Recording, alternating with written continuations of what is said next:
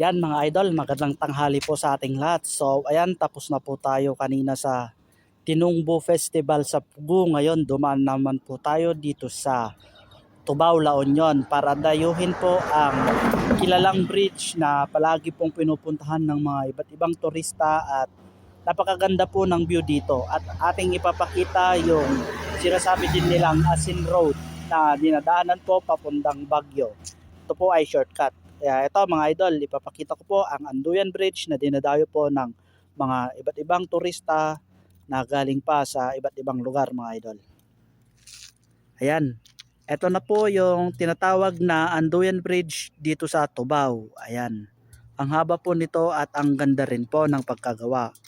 Ito mga idol, ito ang kapaligiran ng Anduyan Bridge.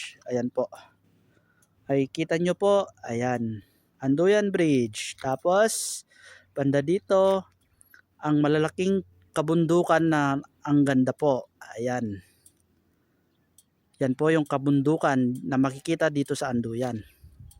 Ayan po, kung makikita nyo may mapapansin kayo doon na parang may semento sa ibabaw ng bundok. Bali yan po yung Asin Road. Ayan, dadaan ka dito sa Anduyan Bridge papunta doon para makarating ka doon. Tapos madadaanan mo yung tunnel papuntang Benguet. Ayan, yan yung Asin Road mga idol. So ayan, ang ganda po dito mga idol. Ayan o, ang ganda ng tanawin dito sa Anduyan. So ayan, nakita nyo na po yung magandang tanawin dito sa Anduyan mga idol. Kaya dayuhin nyo na, ang sarap mag-relax dito at mawawala yung ang mga pagod ninyo at ang iyong mga mata ay makaka-relax din. Kaya mga idol, until the next video, ingat po tayong lahat. God bless po.